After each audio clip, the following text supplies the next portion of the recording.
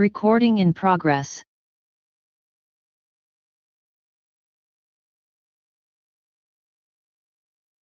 All right. Chair Ono, absent. Vice Chair Buaya.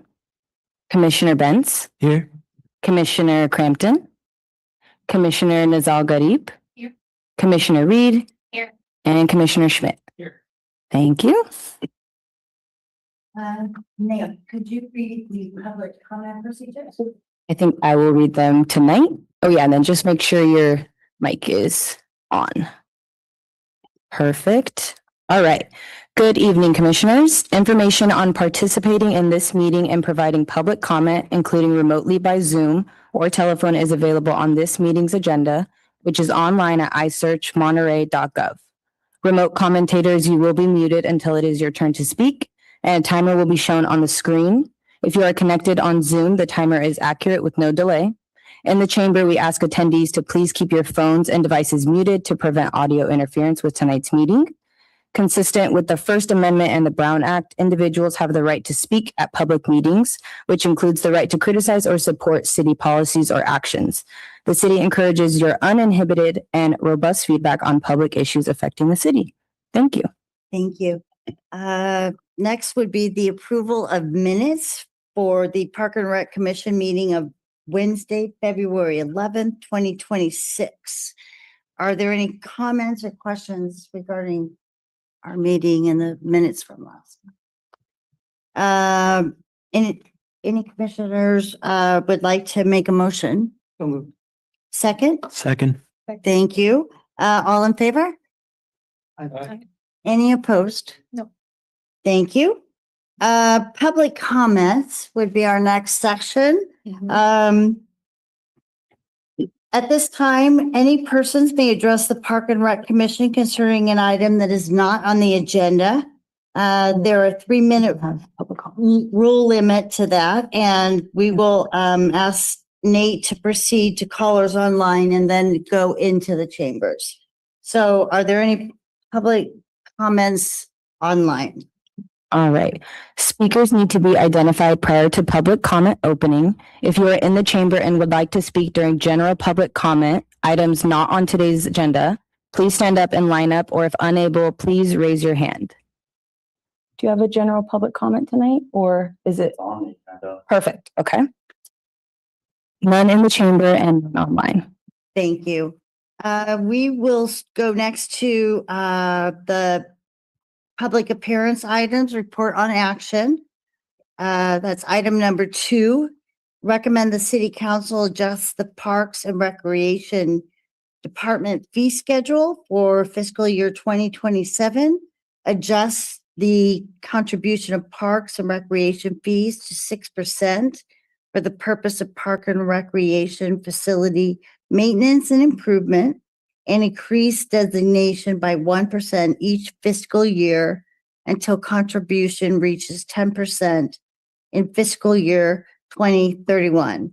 This is not a project under CEQA, Article 20, Section 15378, and under General Rule, Article 5, Section 15061. And with that, I will ask Shannon. Thank you, everyone. So this is something that we normally do annually. We did not raise fees last year. So it's been, as of July 1 of 2026, it will have been 2 years since we raised any Parks and Recreation fees. So what we're asking tonight is for you guys to consider raising fees for the Parks and Recreation Department, those that are on the fee schedule, which is in your attachment. And generally those fees are going up by about 10%. And then we're actually also looking to increase the contribution to the facility maintenance fund from 5% to 6%, and then increasing that and with each fiscal year, which for us is July 1 to June 30th, by an additional 1% until fiscal year 2031 when it reaches 10%. So that's setting aside designated funds to facility maintenance improvement of parks and recreation facilities. That's basically from all of our, any item on the fee schedule plus anything that is program related. There are very few exceptions.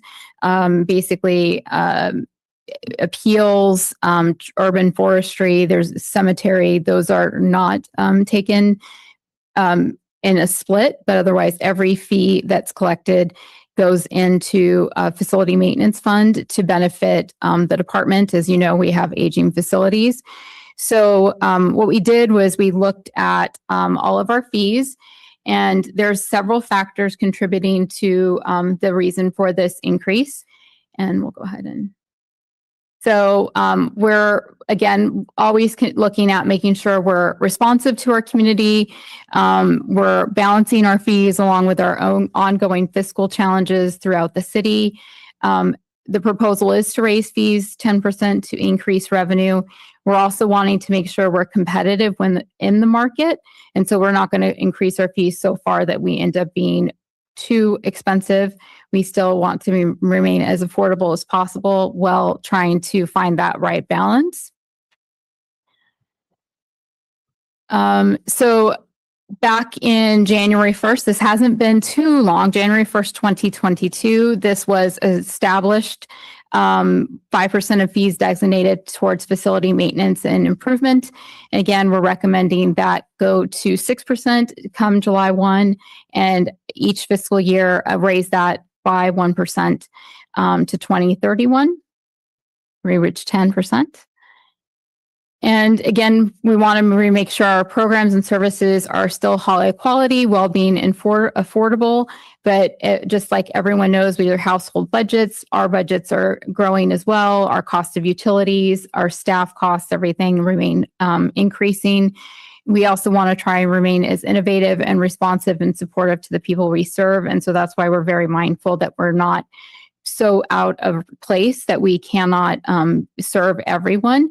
And then we also have what we call playships and camperships for those who need extra assistance in either attending a summer camp program or having a membership at the sports center or going to sports camp.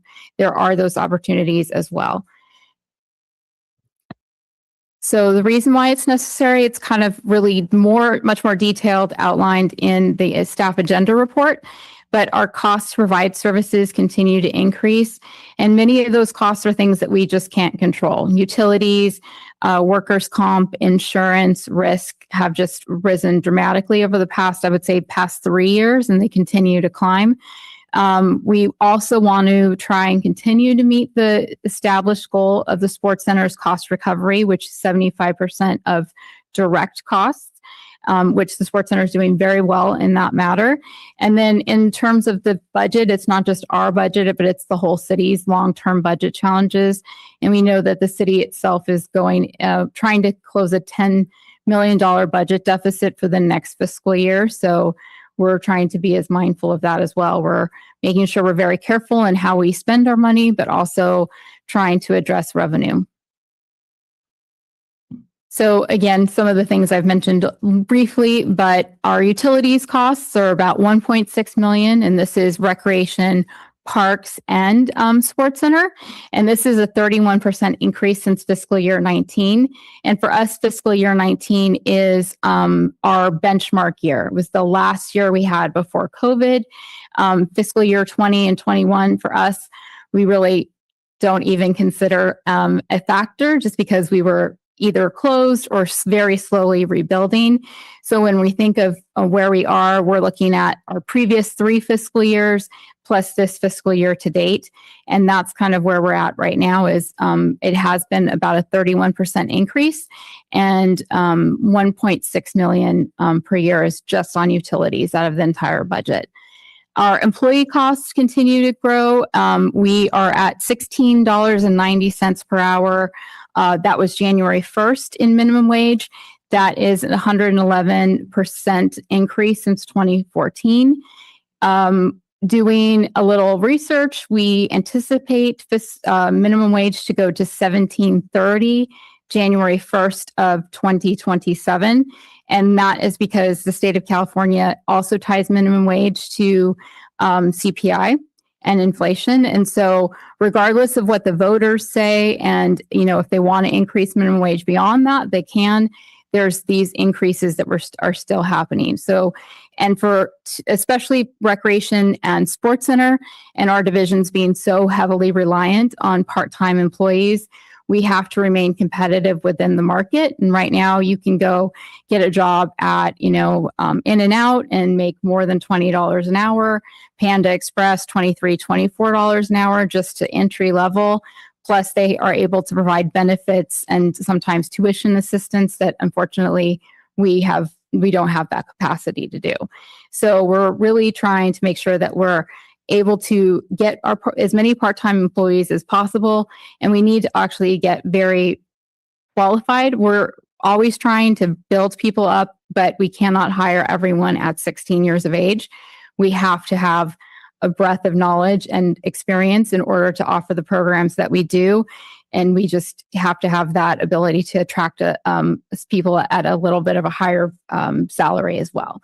So again, that's a big challenge for us. And right now we're hovering around 400 part-time employees in Parks and Recreation, and that's significant. So it also takes a lot of full-time staff efforts to manage all of those part-time employees and bring them on.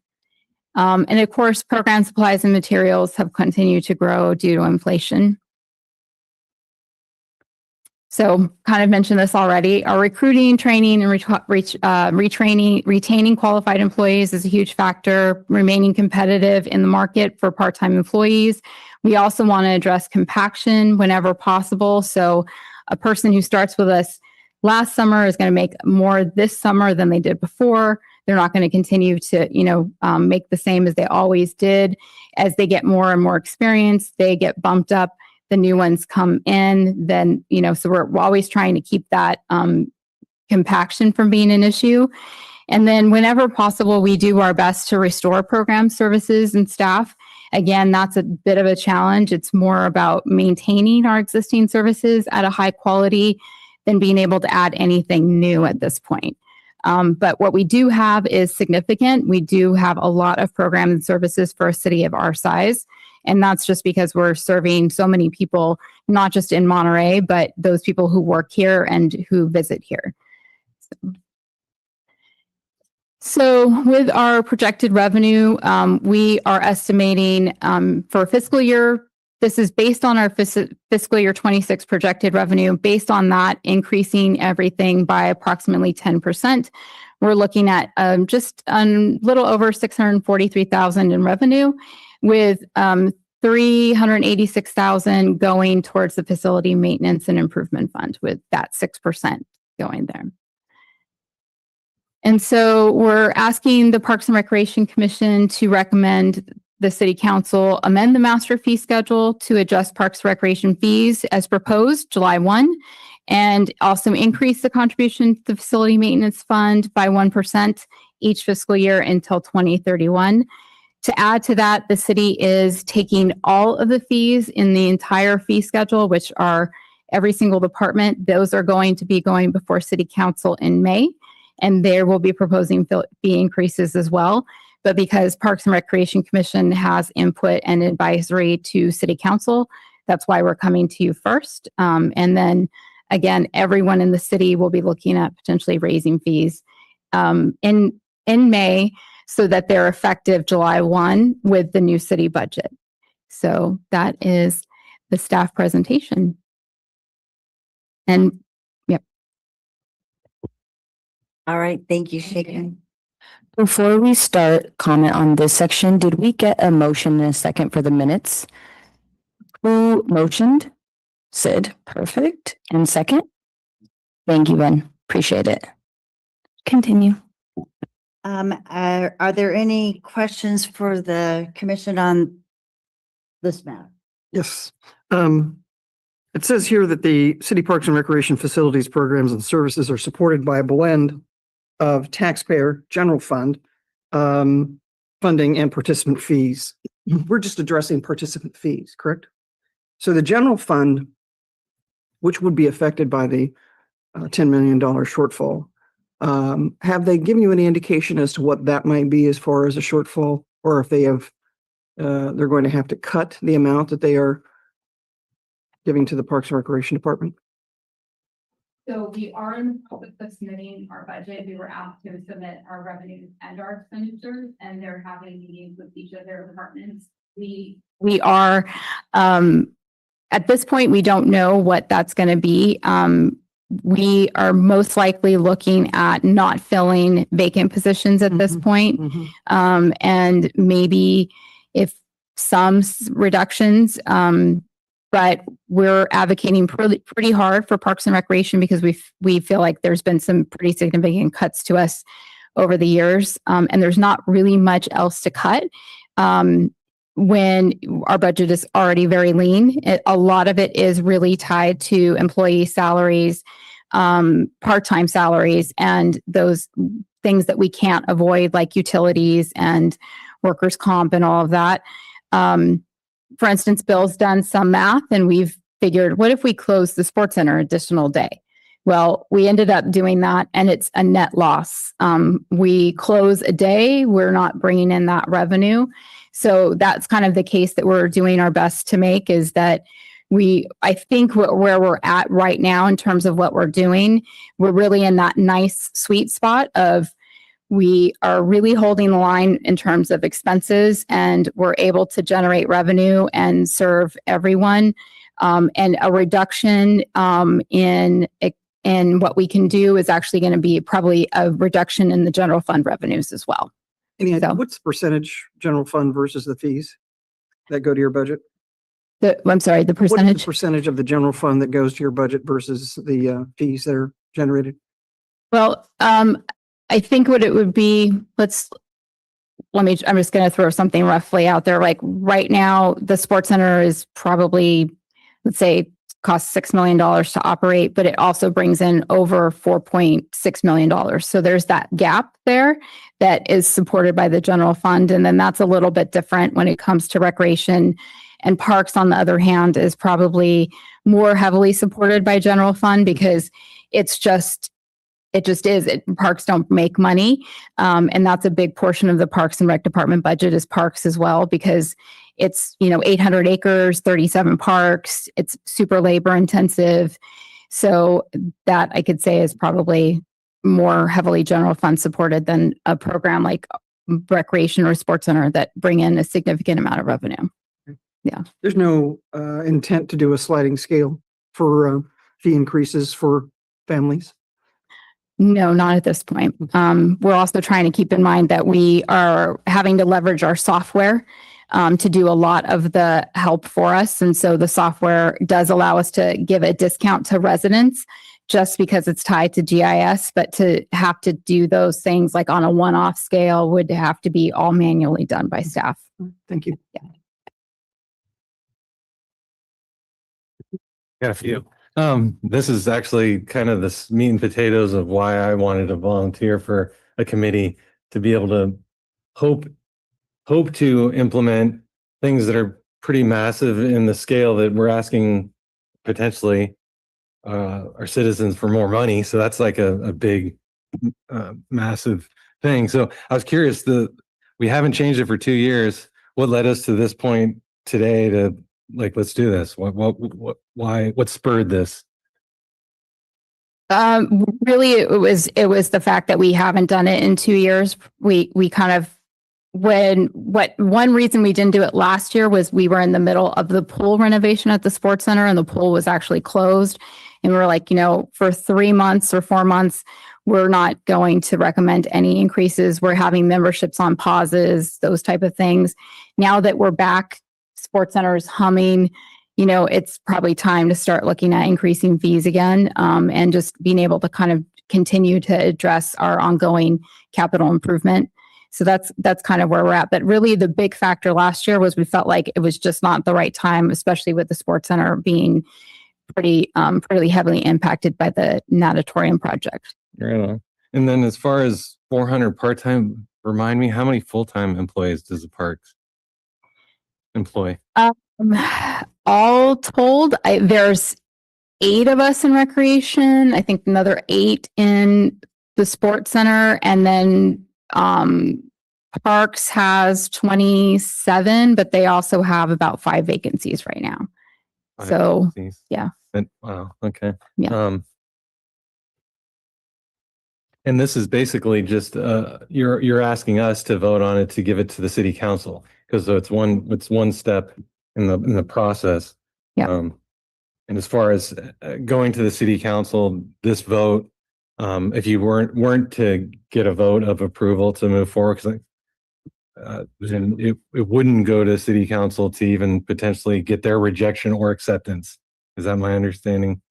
Yeah, we would probably at that point see if we can get any input from you. If like you recommend less of an increase, what would you think to do? And then we would probably try and bring something back to you Right. before going to city council. I mean, just seeing the basic straightforward numbers, 111% increase in cost to you guys, and then you're just asking for 10, try to even get close to that is, when I say just, I know that for citizens, it's still 10%. It's a lot, but to actually help fulfill that budget, that need, it's really not.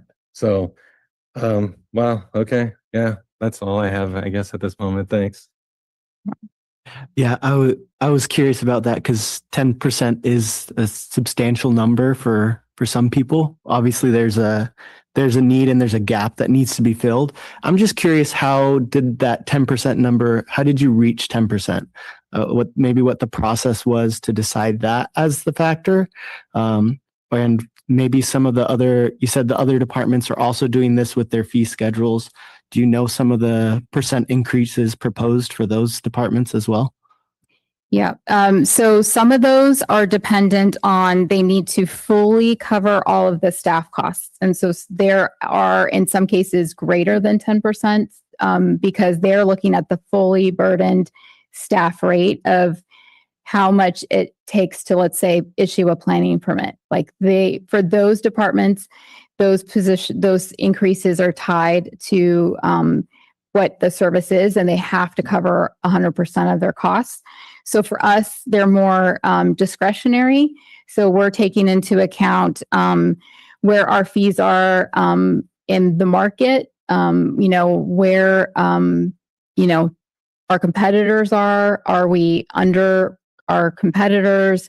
What are other camps, for instance, like what are other camps charging, trying to make sure we're mindful of all of that. I say we're still extremely affordable for what we do, and we do have a variety of options in different ranges. So our summer fun playground program, I think it's $500 this summer, but that's for 7 weeks, Monday through Friday, 9 to 4. You do the math, you couldn't hire a babysitter for that. So it really depends on the class or the program or what it is. And we're looking at many, many different factors in order to set those fees. So, yeah. So that 10% would meet those needs of the of the inflation, of raising minimum wage, of the facility costs, and some more. It will help us. It will help. It may not get there quite as much. There's somewhere in the agenda report where we talk about inflation is actually since 2014 gone up 38%. This is still going to put us under, but not that much. And again, we can't overprice ourselves, and we don't want to do a dramatic increase. And for me, 10% was kind of, yeah, I don't feel comfortable going over 10 as well. And we have done fee increases as much as 10%. We've done sometimes 5%, sometimes 6.5%. This one, I think, was because we really haven't done it in 2 years. 10%. If we come back next year, which I anticipate we would do, it's going to be a lesser percentage. But we always want to try and raise our fees just a little bit at a time to kind of get there where we need to be. And we're looking at all of our fees, swim lessons, camps, and those are kind of a different mix because those are set not just by staffing costs. Some of them might be, we've got a contractual instructor teaching Lego. So we have to take into account their costs when we set a fee. So there's lots of different factors to set fees, but yeah, Right. We're doing our best to, yeah. Awesome. Thank you. Thank you. Shannon, can I jump in? I was going to speak a little bit later during our director's report about our work on the budget, but I'm happy to talk a little bit about what our team has been working on, if it would maybe help the commission members in this, thoughtful discussion as well. So is that okay with everybody if I give a little background information on sort of our budget work as well, just so you have that before you make your recommendations here? Our team has been really working hard to try to identify areas where we might find efficiencies in our operation, and really taking a look at how we carry out our work. And this has been really Shannon and Tice and Bill have been joining me in many, many meetings to really kind of look at what we're facing as a city with the budget deficit. And we will certainly need to be a part of right sizing what our budget looks like. I would say that what is really coming to the forefront of our discussions is that our programs are important to us. Taking care of our parks is so important to us. Maintaining a great sports center is very important to us. As Shannon mentioned earlier, we really need to be cognizant that when we spend money, we are also often bringing back in money. And so those revenues are coming in through the form of fees or memberships to help offset some of the costs. And that's really something that is a little bit unique for our department. And so I think Shannon gave a really great example of making a cutback in one area might not make sense because we might be seeing those revenues coming in to greater offset what is being expended there. I would say that our leadership team here has a really good handle on this, and I really trust the work that they're putting into diving into looking exactly at every expense item, maybe where are the areas where we can shave a little bit off here and a little bit off there. I think the last thing that has been on our minds, and I know will be on our city council's mind as well as we take up our budget discussions, is that we certainly don't want to see impact to our staff. Our staff is really, they are the people that make our programs possible. They're the people who are in our facilities, making sure that things are open and humming along. They are the people who not only keep our parks clean and well maintained, but keep things accessible and open to the public. So these have been really challenging budget discussions. Our team is working so hard. I would say that the fee increases are a very important piece of this puzzle.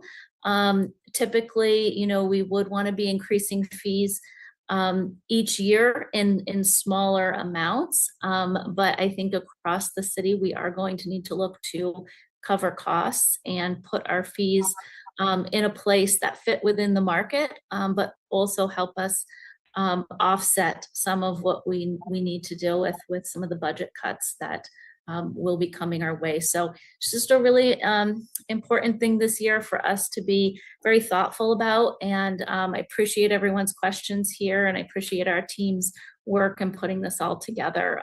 Happy to answer any other questions as well, but wanted to, I think, giving that overview now, hopefully can kind of help what our next upcoming meetings will look like as well.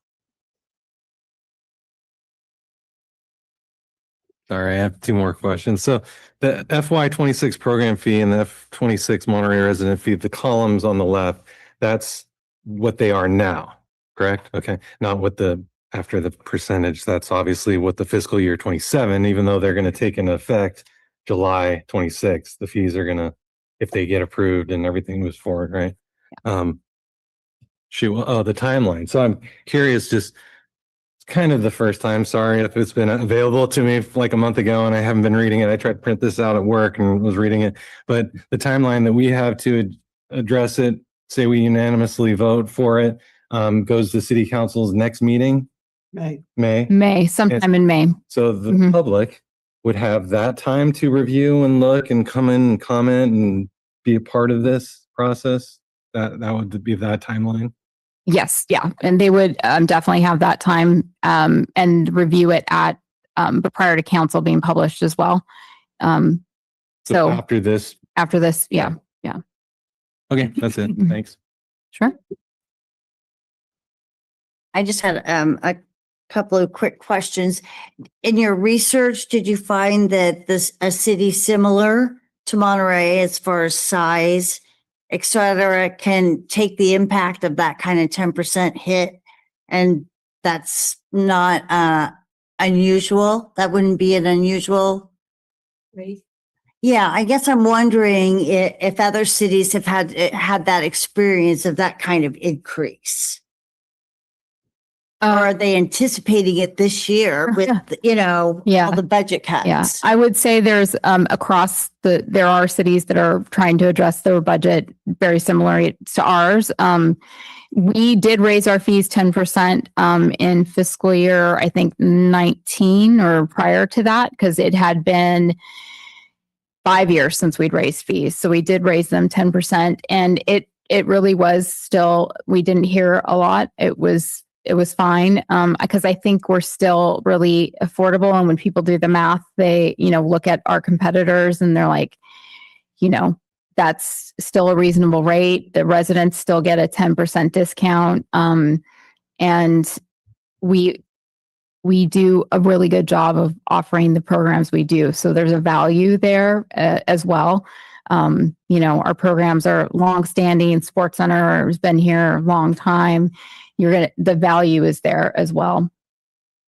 So A second question Mhm. would be, by initiating and okaying the fees, we've alleviated removing any staff. I mean, we were able to save staff positions by implementing fees in our budget.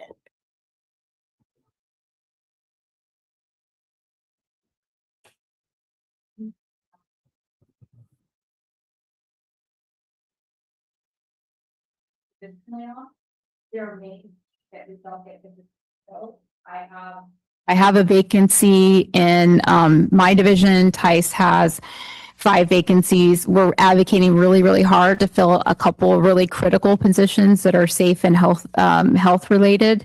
So we're really hopeful that between a blend of raising fees, finding some staff reductions to vacant positions, and then maybe a couple other very careful reductions, we can bridge that gap. But if we were to say that the city wants us to just across the board cut, we would have a very hard time finding those cuts without also reducing services and staffing, because we are already just running really lean in terms of like revenues and expenditures, and there isn't a lot. Like, our community centers have one full-time staff person, and their operating supplies are $16,000. That's a year's worth of supplies. If they need Kleenex, they need Clorox wipes, they need, coffee, napkins, whatever. That is preschool program, ceramics program. That's all they have in that. So we are very, very lean. And unfortunately, just the costs of offering services just keeps growing for issues that we really have no control over, like workers' comp and risk and those charges that hit our budget and technology and stuff. I think it's probably wise to look at the city budget as a whole. And you look at the amount that is allocated to Parks and Recreation, it's under 15%. The two biggest are fire and police. My guess is that we're not going to see much in the way of cuts to those services. So my concern is that they come back and try and go after the other departments more with a sharper knife. That's my concern. So I think whatever we can do to help the Parks and Recreation Department meet the deficit, the better. I don't know if I'm the only one, but I think that 6% is not enough. 6% contribution to the facility maintenance fund. We did originally think of raising fees 10% and then raising the facility maintenance fund to 10%. But then we did the math of that. And so that's why we did a graduated increase. 6% this year, 7% next year to get to 10% of the facility maintenance fund. Because when you do the math, it actually ends up like a net reduction in revenue because 6% is going to facility maintenance and improvement. Okay. So that's kind of where we were at. We really wanted to try and we know we need to address facility maintenance and improvement. We know our facilities need as much help as possible. But then when we took into account doing a 10% increase to facility maintenance and then the revenues, it was actually going to end up in a net reduction kind of in revenue. Yeah. General fund supported revenue, I guess, would be what it would. Any other questions from? Okay, we'll ask the public if there's any comments on this matter. All right. If you're in the council chambers and would like to make a public comment on this item, please identify yourself. Okay. And we have none on Zoom. Thank you. Okay, I think that we go to the next item and a vote would be required. Is any other discussion for us? Otherwise, if someone would like to make a motion, I move that we approve the request to increase fees 10% for the Parks and Recreation.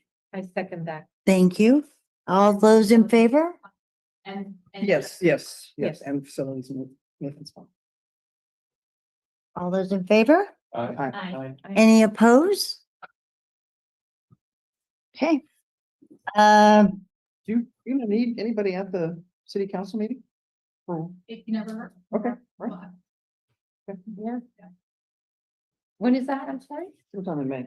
I will update you when that happens. There's going to be a budget study session. I think that's in April. And then there will be the fee schedule at some point. And the plan would be to approve the city budget, usually the first meeting of June.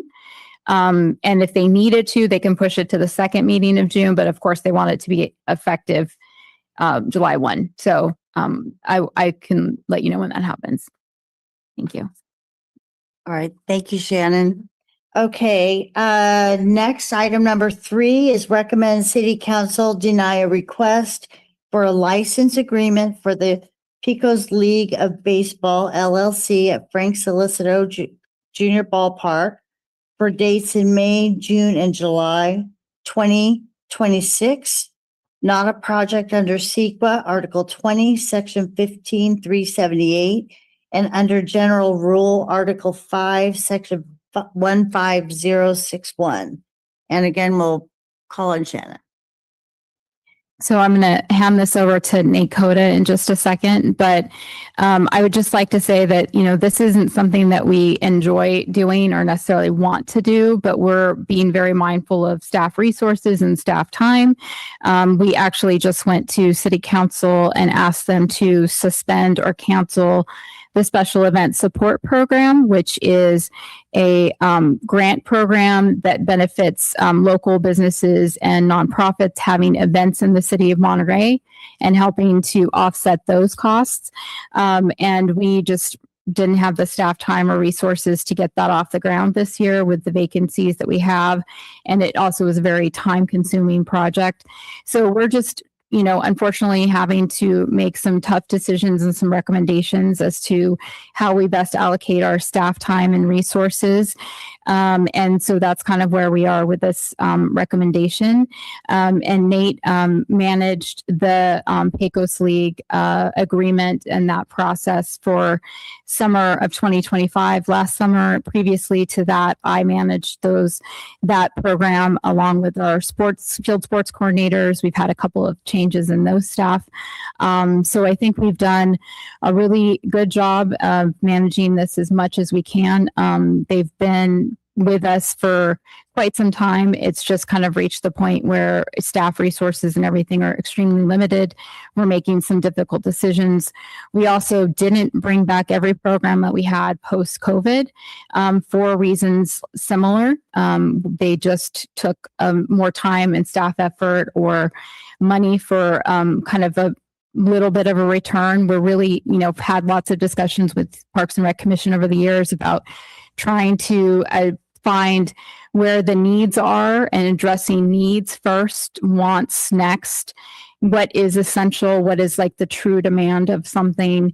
And so that's kind of where we're at. We're trying to evaluate everything with limited staff time and limited resources and really a high demand for our programs and services. Like we kind of gave you guys an overview of last summer. We are humming with things happening right now, and summer 2026 is just going to be bigger than ever. We had a huge jump of over 100 kids at Camp Kinsabi alone.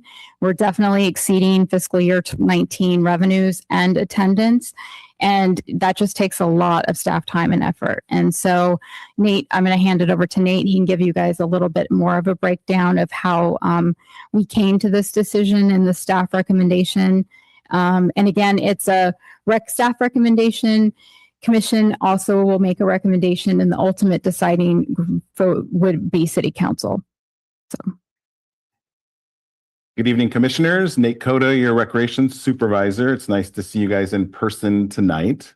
And yes, I'm normally the voice. I will be presenting this, like Shannon said, for the Pecos League request for 2026.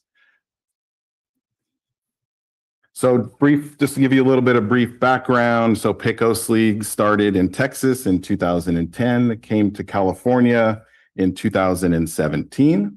They played in Monterey for a total of 7 years at Solicito Ballpark. This last year, 2025, was a 1-year agreement. For this coming summer, the Pecos League is requesting to play Sundays at 1 o'clock, again at Solicito Ballpark, which is located next to Dennis the Menace Park. First game would be scheduled on Sunday, May 24th, and the season would run through the end of July. During staff's review of the 2025 season, the City of Monterey incurred over $19,000 in indirect cost. This primarily was for managing elements of the agreement that were required by the leasee and also for general oversight. And like Shannon was mentioning, this is our peak season. So think of June and July. So it is taking staff a tremendous amount of staff time away from our core mission, our core programs that we offer to the community. Like we were mentioning also, there's an anticipated $10 million structural deficit for this coming fiscal year. There are some safety concerns that we would also make sure that the commission is aware of. This is a semi-professional baseball league, so this is definitely a higher level of play than what we're seeing at the high school level.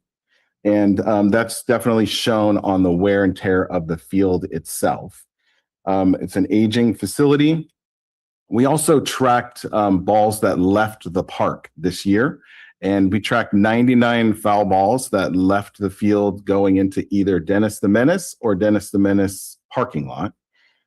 Giving you a little history on that, when the league came in 2017, the city did put up a safety net that goes above and beyond the regular chain link fence between Dennis the Menace and the ball field. So it goes up approximately another 15 feet or so. So those are getting more of the glancing foul balls, where the popping foul balls are not being captured by that. And those are ending up in the park and in the parking lot. Of course, a total number of foul balls and home runs for the year was 253 that left the ballpark, going in multiple different directions. And then also with our recommendation, Monterey Recreation, we're ready to go. We have programs that we can open and have registration, which would increase, of course, the revenue coming into recreation, and then also simultaneously reducing the indirect costs that we have right now and what we incurred for 2025. So in summary, staff has determined that this model is unsustainable due to the fiscal impacts, the safety concerns, the aging facility, the staffing issues, which I just mentioned. So staff recommendation, PRC, please review the request from the Pecos League of Baseball LLC for the use of Frank E. Solicito Jr. Ballpark. for summer 2026 and recommend City Council deny the request for a license agreement for the summer of 2026. So that concludes the brief presentation. Myself and other recreation team members are here to answer any questions the commissioners have, and then we will open it up for general public comment. Nate, I gather that the high schoolers and other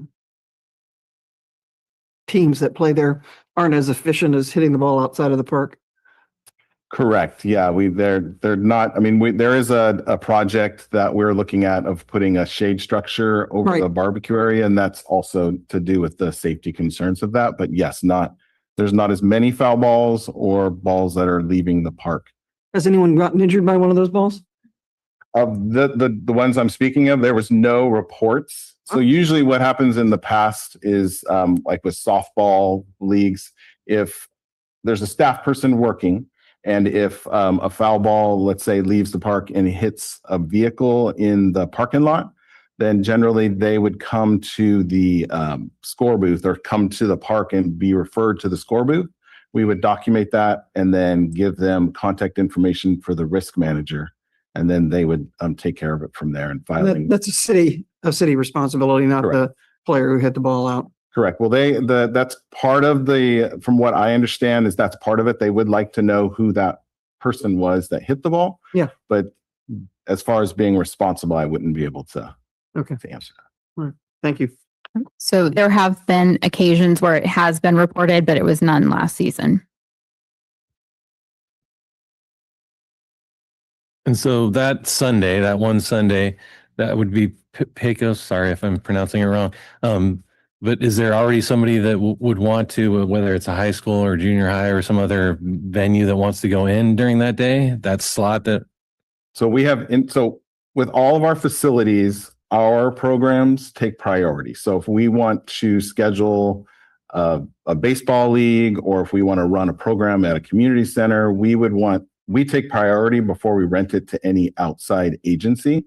So we have programs ready to go that are internal programs that we can open registration within our system to start taking registration. And then we also have requests to rent the facility from private entities. For that spot. So, and then the rest of the week, it's not like it's a ghost town. There's still other baseball. Especially in the summer, that field is used basically Monday through Friday. Okay, cool. Thanks. Yeah, and I would add it's 8 a.m. until 10 p.m. Brent has got kids camps starting at 8 a.m. and they'll run until about 4 p.m. There might be a brief gap, and then we're running adult softball Monday through Thursday. And we'd be ready to run 30 and over adult baseball if on the any vacant times. Couple questions. The first question I had was, were there any conversations with the league to bill for indirect costs, or did that go anywhere? Was that a conversation? There was no conversations about, so the intention of this is not to collect it. We're trying to encapsulate the true cost of running this program. Right. And it's not just, and I guess that's my follow-up question, was not just the indirect cost, but also not just the financial responsibility that the department has, but also the staff hours and capacity as well, right? correct.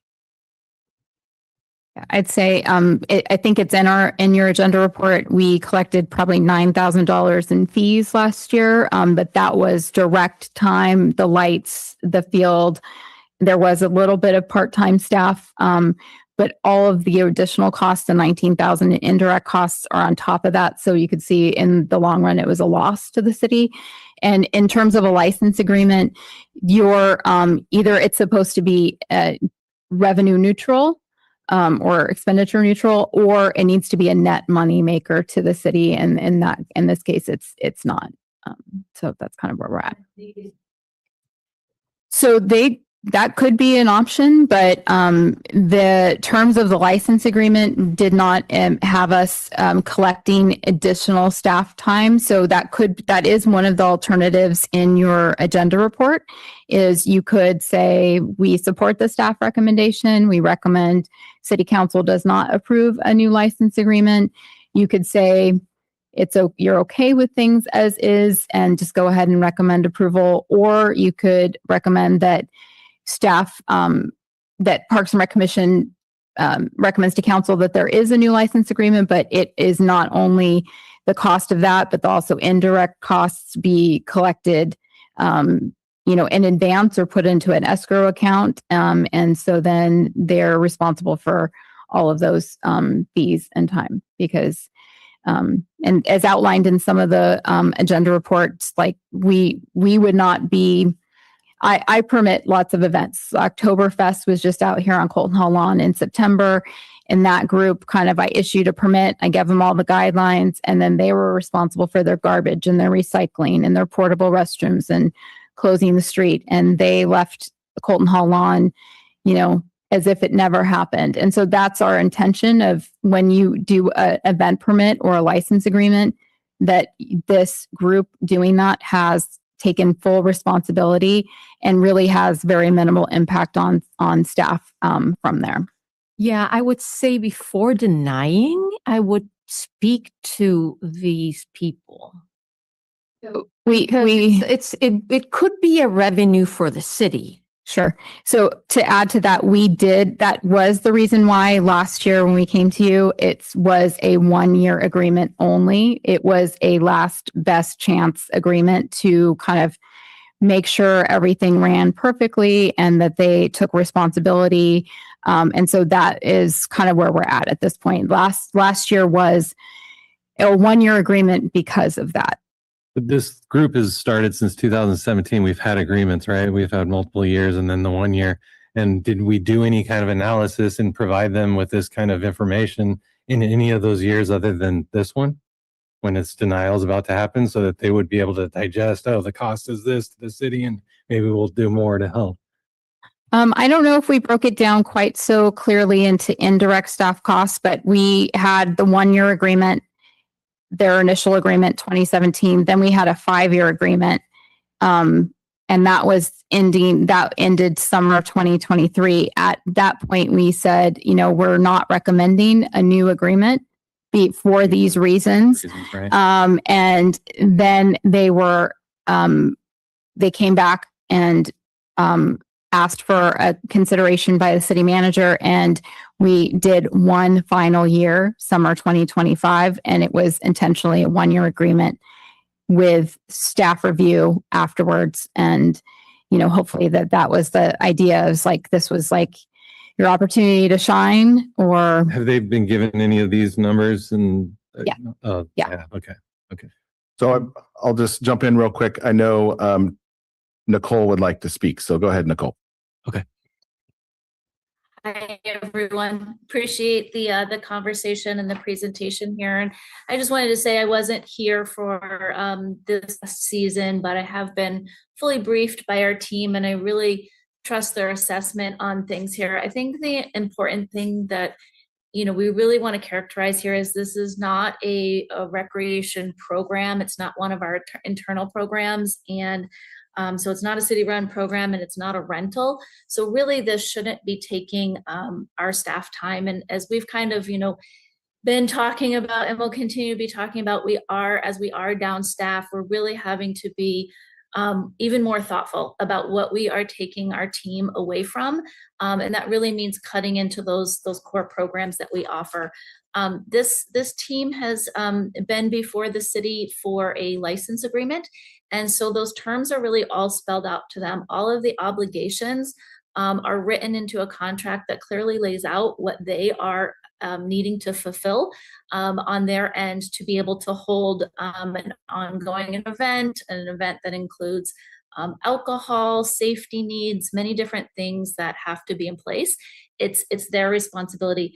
I think this is really a different kind of a scenario because they're operating on one of our municipal city fields that is very close to our community center and very close to a very busy playground. And so, we are not able to just look the other way if something isn't happening. So safety issues, sanitation issues, that's where our staff had to be directed to be a part of reviewing this, working with this group. And that was reported the previous season as an issue. Discussions were had with the league representative to say that the last chance agreement was really last year.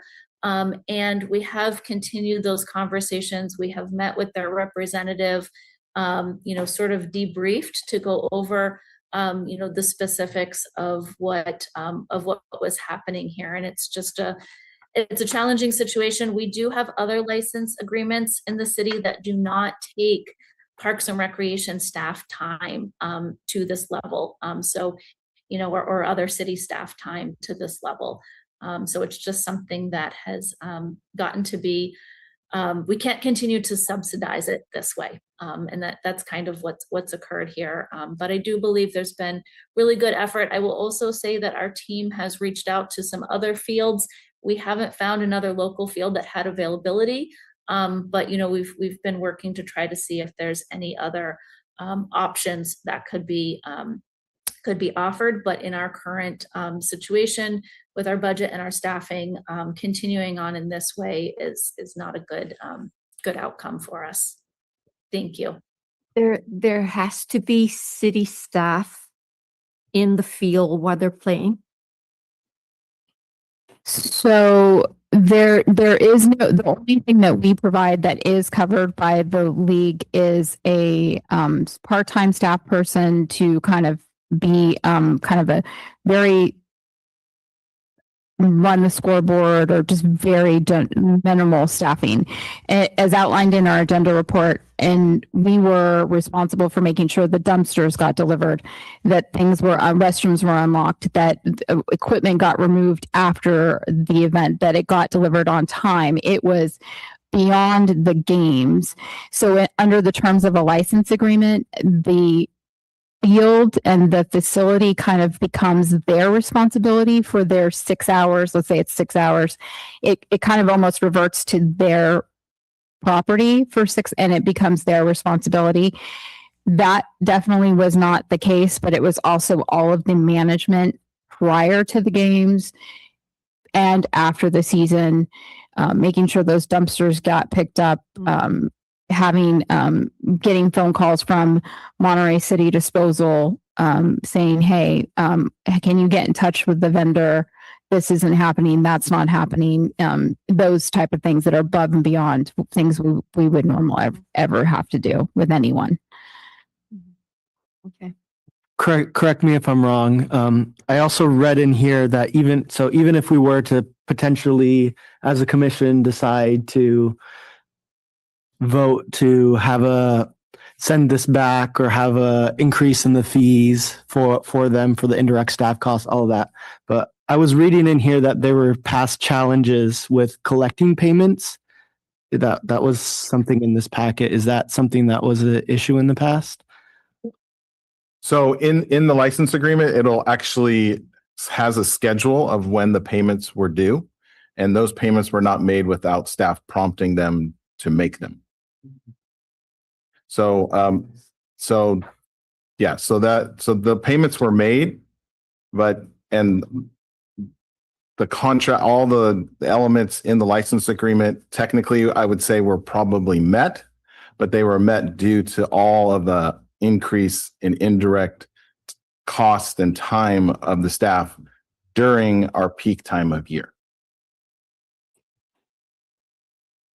And then we did invite a Pecos League representative to join the meeting. We've had multiple conversations and emails. It doesn't appear that they have joined us today, but I will just say that conversations that I've had with the representative is they would be requesting less restrictions in the license agreement to lower the amount of obligations and costs to the Pecos League. Okay, got it. Thank you. This may be an obvious answer, but What are the benefits for even having the Amberjacks here, quite frankly?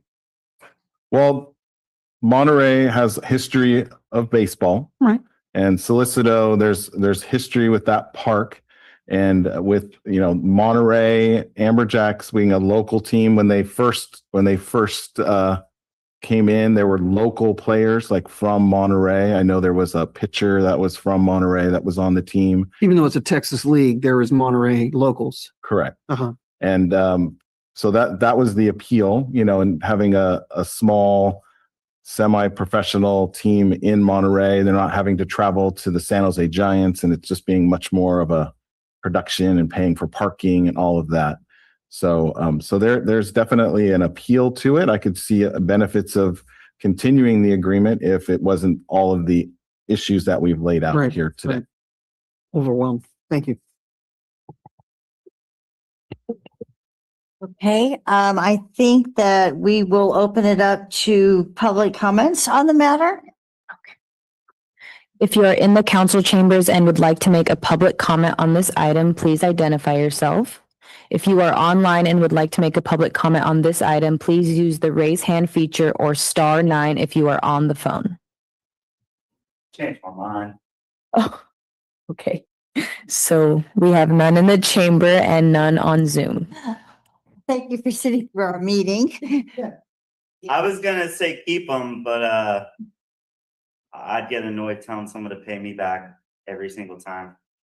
So, Thank I'm you. not putting my name to that.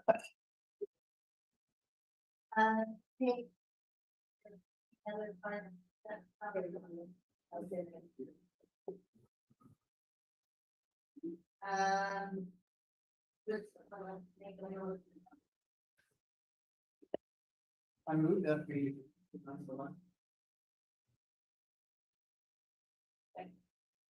Thank you. Everyone in favor? All those in favor? Okay, any opposed? Sorry, all those in favor? Aye. All those, anybody opposed? No. Okay, great. Now I guess we'll go to staff comments.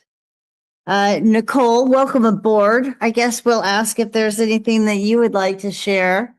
Well, thank you so much. And I'm sorry to not be there in the chamber with you, but I am joining you from our CPRS conference, California Parks and Recreation Society.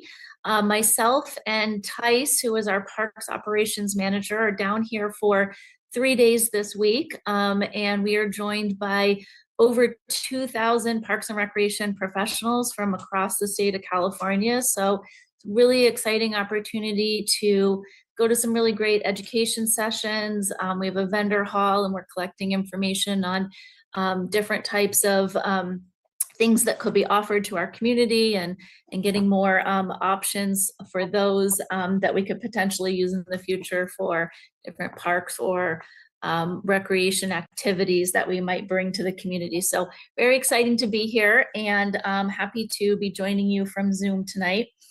I'd like to mention that it has been a great first little over a month for me. I've of course been absorbing so much new information, meeting so many new people. I want to give a shout out to our recreation team who this weekend was tabling at San Carlos Park for an event that was co-sponsored by the, I think it was the Fire Department Foundation. And it was just such a beautiful day in the park, and our team was there with Monterey Recreation information, our summer program information, and saying hi to the families, and the kids were all dressed up as superheroes. So really fun event and great to get to say hello to our team there. And then my final update is I think Melissa has been reaching out. I appreciate her helping us to schedule some one-on-one meetings. I'm really looking forward to sitting down with each of you in a one-on-one scenario so that if you have questions of me, you'll have an opportunity to do that. I really want to get to know each of you a little better.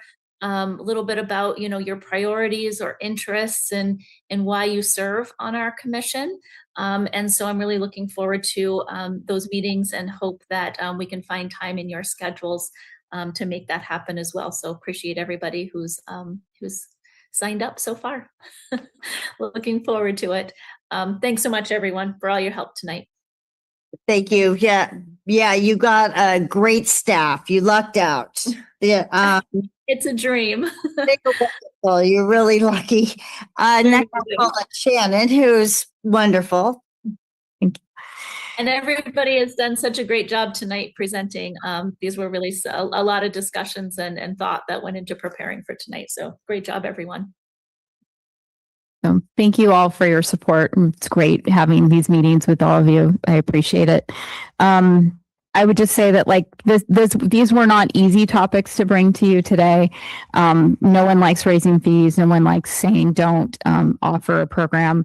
But I really every decision I make is what's going to do the best for the most people and the Monterey community, and what's going to benefit local residents as much as possible. And and Nate and Brent did such a great job managing the Pecos League last summer, and really kind of, they have a license agreement. It's 20-30 pages, and that became their guidebook and their manual. And so it's not anything that we enjoy doing, and it was really a heavy lift. And so thank you very much to Nate. This was definitely a stressful situation for us, but I know we always do everything with the intention of being as professional as possible and as mindful as possible of what we're doing. And it was just a tough situation. We are very, very busy going into summer. If you know of anyone who's looking for summer employment, we are hiring apps. We have quite a few vacancies. That's normal, but we definitely are looking for staff for the summer and ongoing. So please share, pass the word around. We are already taking enrollment for summer camps, both in recreation and the sports center.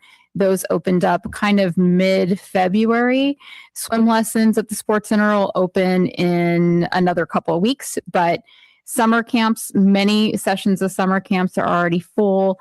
The first week of Camp Kinsabi and the last week of Camp Kinsabi, I would say, is already full. Tiny Tots Summer Camp at El Estero is also full. Quite a few programs are getting full, but there's still plenty of space. But right now our focus is trying to hire as many staff as we can, because we anticipate a big summer. We don't see any reason that this summer isn't going to exceed last summer in terms of attendance. So we're planning for that.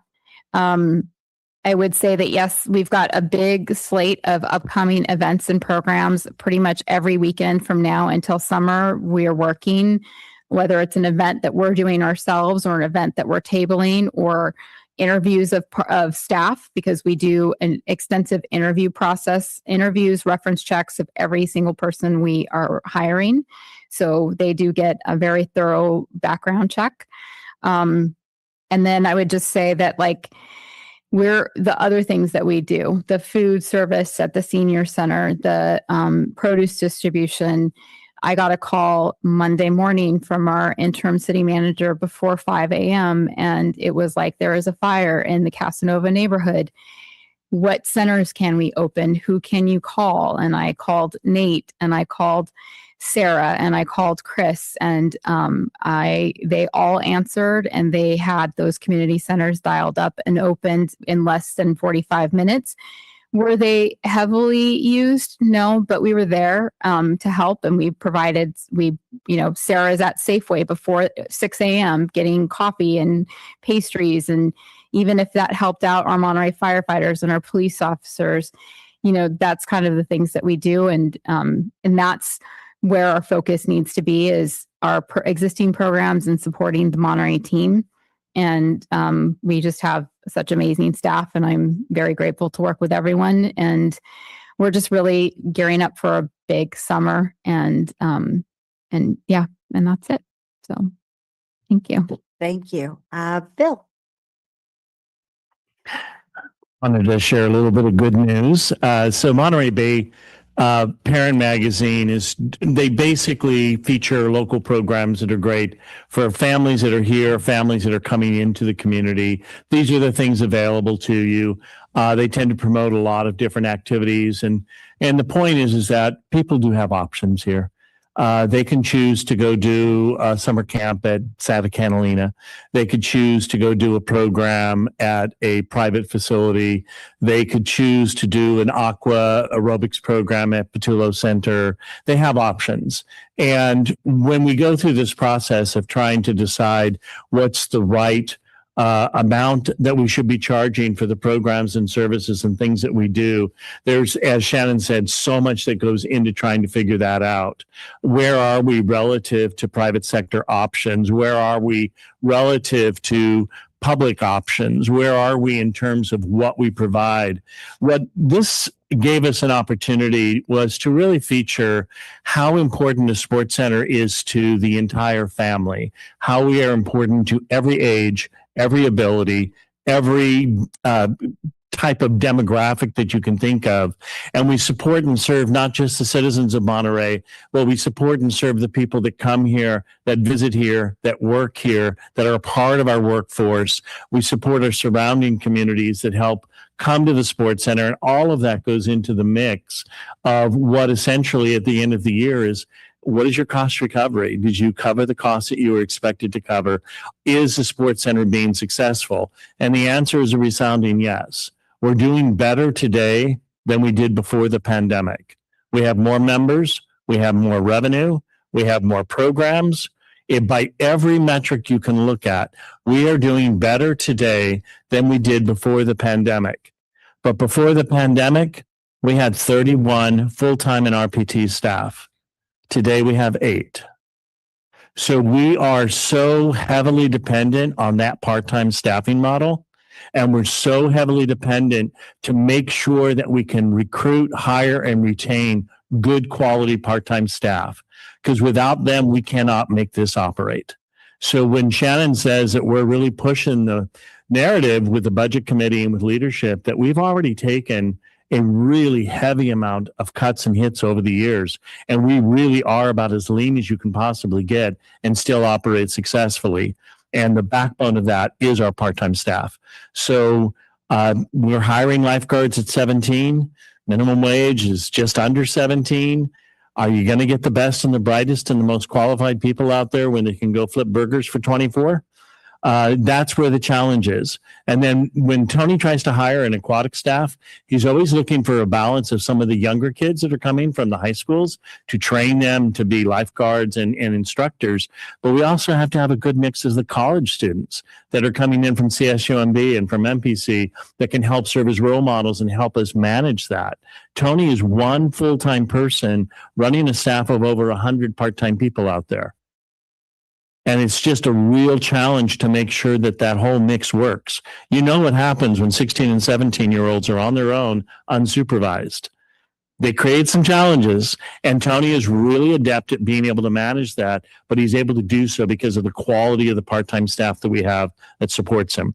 So we have put in some requests to increase some of those part-time salaries and benefits so that we can hire them at a little more than 17.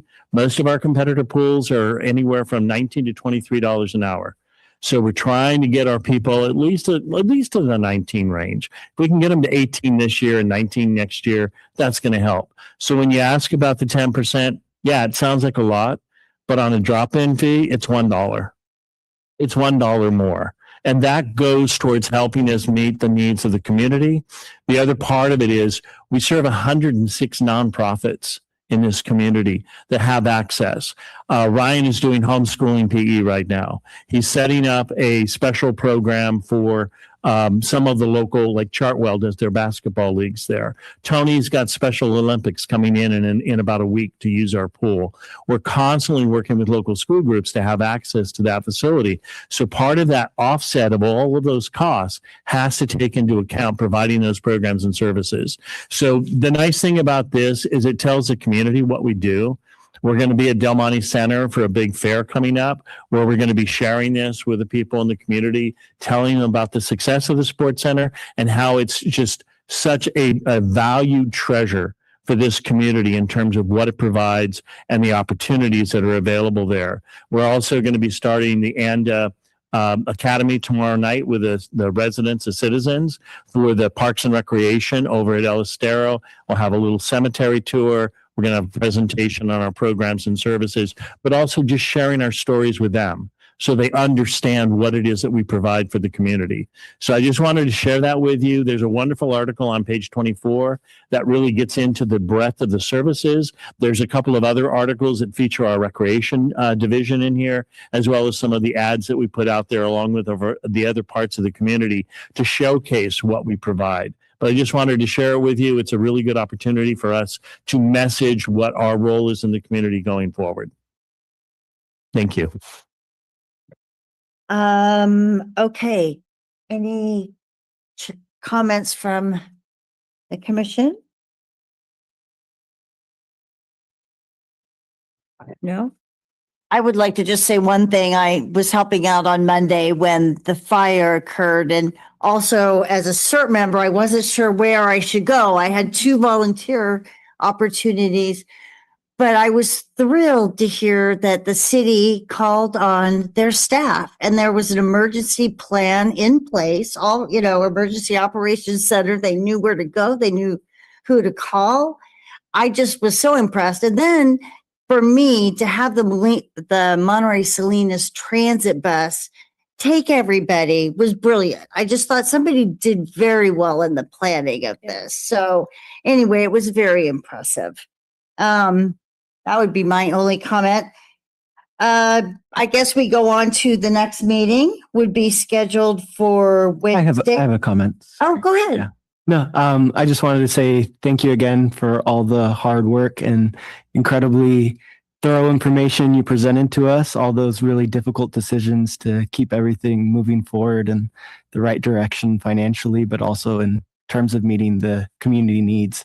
You all are awesome. Just rock it with the minimal resources and staff that you have, and just big shout out to you all as well. Every time, just super impressed. Also, that this will be my last meeting on the commission, as I'll be moving to town over. So I'll be in the community, stay in touch. But this will be my last commission meeting. So I just want to thank all the commissioners and the staff for really taking me in. I've learned a lot. I'm really grateful for this opportunity and to be a part of just seeing the amazing things that this city, this great historical city, and the city that is my hometown, where I grew up, has done and is doing. So thank you so much again, everybody. And we'll stay in touch for sure. Thank you. Okay, so the next commission meeting. Oh, I'm sorry. Gosh, I'm not. It's okay. It's okay. I'm gonna miss you. Yes. Thank you for all you've Yeah. contributed. That's been awesome. And thank you for making Monterey first. Please, that's been, I think you've made that real clear. That drives the decisions that and the things that you bring to us. And thank you for doing that. Appreciate it. Okay. I'm good to go now. Okay, so the next meeting is scheduled for April 8th, 2026, 5:30 PM. Anything else? Otherwise, we will go ahead and end the meeting. Thank you.